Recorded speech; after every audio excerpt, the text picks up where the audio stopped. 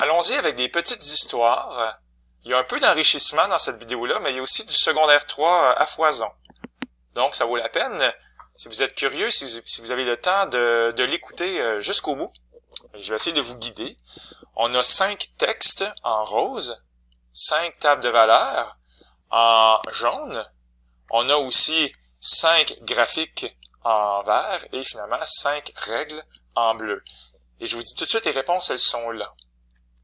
J'ai le goût de commencer par un qui est assez simple, assez facile. C'est l'histoire 2, qui est facile à associer avec 8, 13 et 17. Et ça, j'insiste, on est vraiment en secondaire 3 avec cette histoire-là.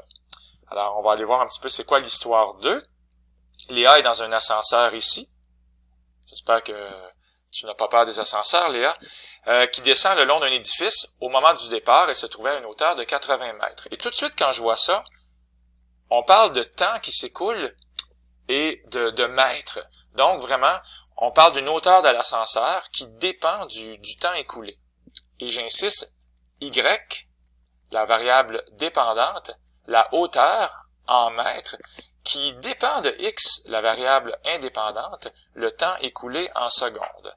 Ça vaut vraiment la peine de se faire comme ça une petite définition des variables dans l'histoire. Encore une fois, la hauteur dépend du temps. Alors, puisque ça commence à 80 mètres, cette histoire-là, ben, il y a juste une table de valeurs qui fait mon affaire et c'est celle-là. Elle m'indique clairement qu'après 0 secondes, il y a 80 mètres de hauteur. Il y a pas d'autres tables de valeurs qui sont en harmonie avec ce texte-là. Puis en plus, on comprend que c'est 2 mètres par seconde et ça fonctionne vraiment parce qu'après 10 secondes, l'ascenseur va avoir descendu de 20 mètres, donc il va rester 60 mètres au lieu de 80. Donc, on a vraiment la bonne table de valeurs ici. Le graphique, ça va être lui ici, mettant en vedette le point 0,80 qui nous dit que lorsque x vaut 0, x qui est le temps en secondes, lorsque x vaut 0 secondes, c'est toi ici, ben y, je vais l'écrire ici, y, quand c'est écrit f avec x entre parenthèses, on va voir ça plus tard, on peut imaginer que c'est la même chose que y, ben y, qui est la hauteur en mètres, ce y-là vaut 80. Et l'ascenseur descend, descend, descend, descend.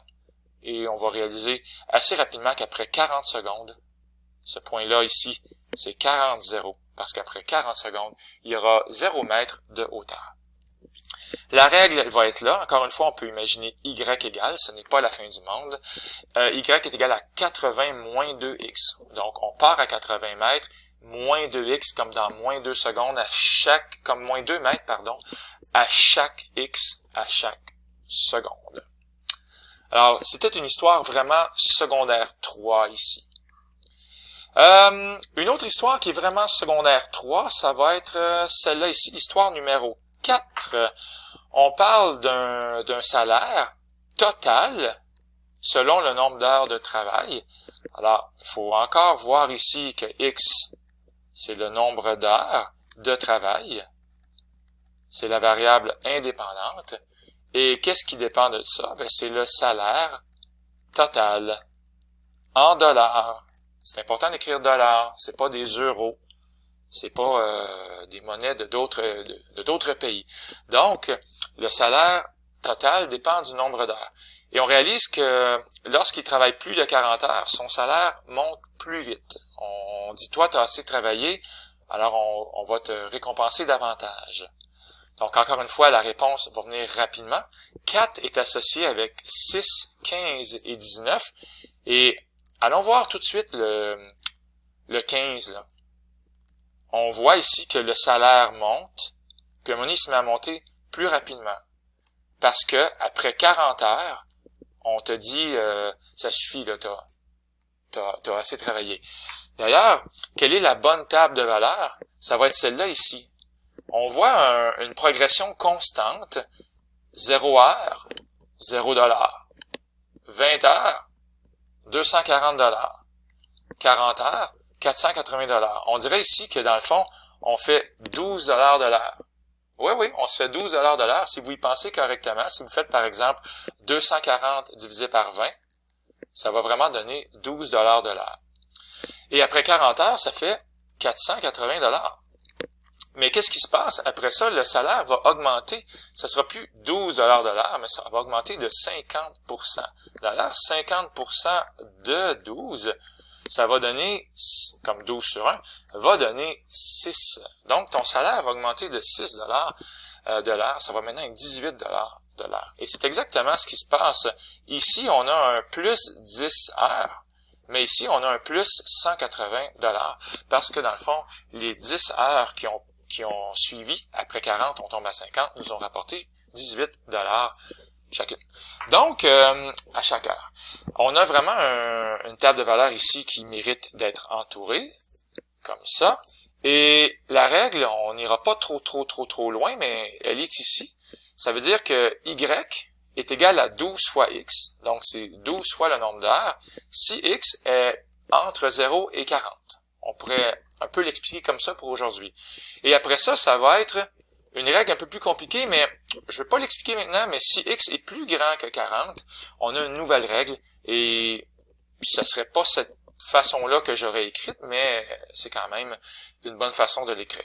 Je veux juste qu'on comprenne ici qu'on a, dans le fond, une règle qui est comme séparée en deux. Et on va en faire une autre, pourquoi pas, avec, tiens, allons voir un petit bonjour à l'histoire numéro 5, 10, 11 et 16.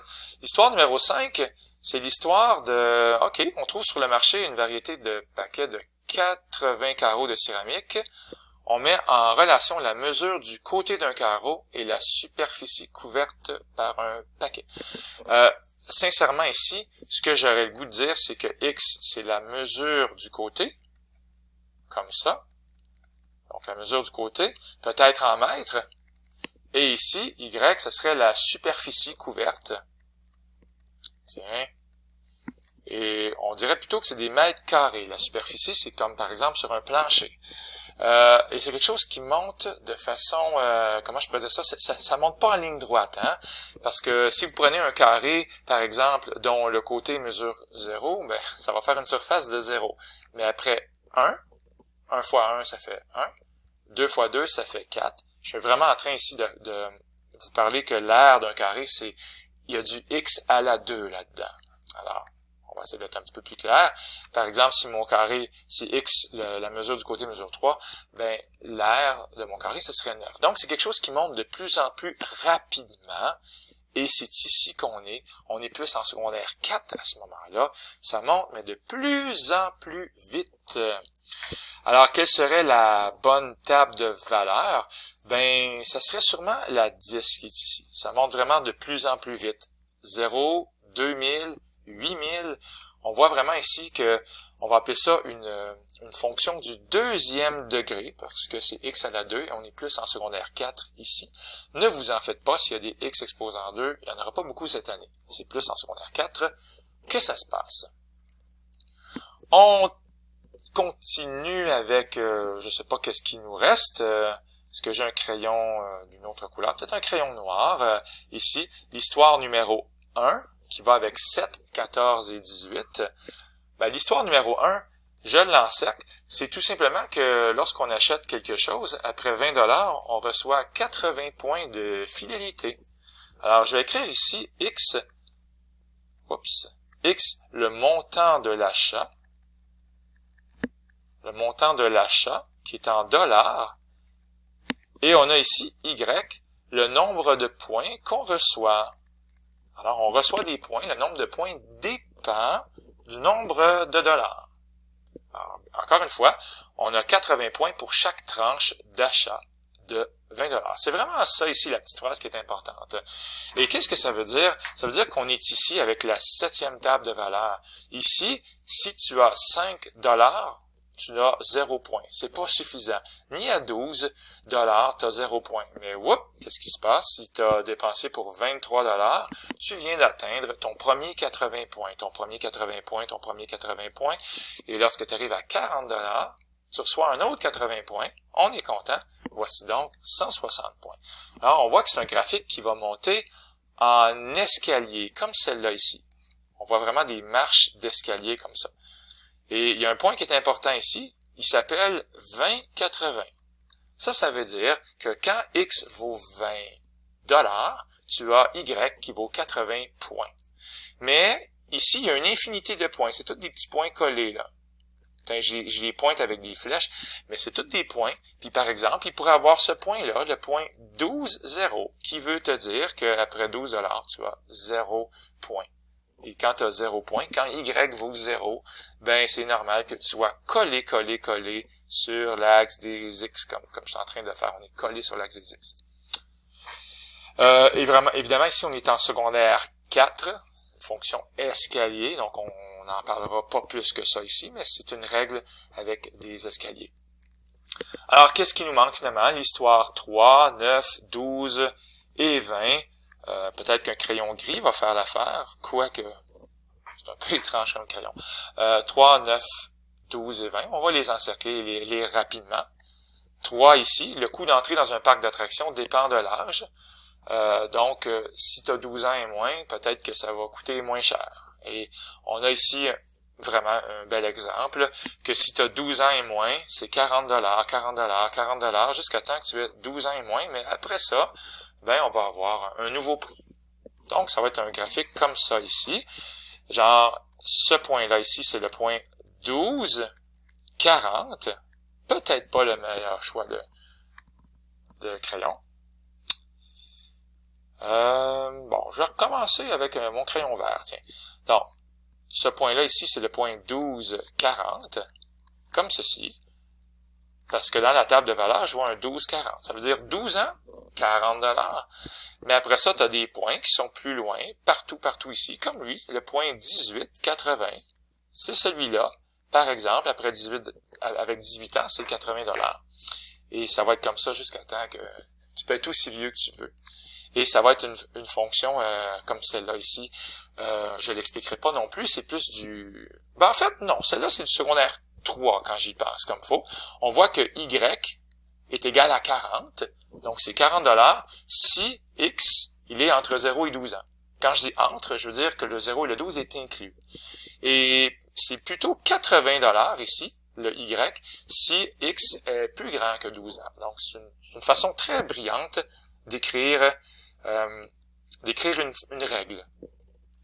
Donc, j'ai fait un petit tour un peu rapide, peut-être en espérant que ça vous a aidé. Il existe plein de graphiques amusants dans la vie. Il n'y a pas juste ces 5 graphiques-là, 1, 2, 3, 4, 5. On peut faire une infinité de graphiques parce que dans la vie, il y a une infinité d'histoires. Voilà, c'était Luc Allard qui vous dit bye tout le monde!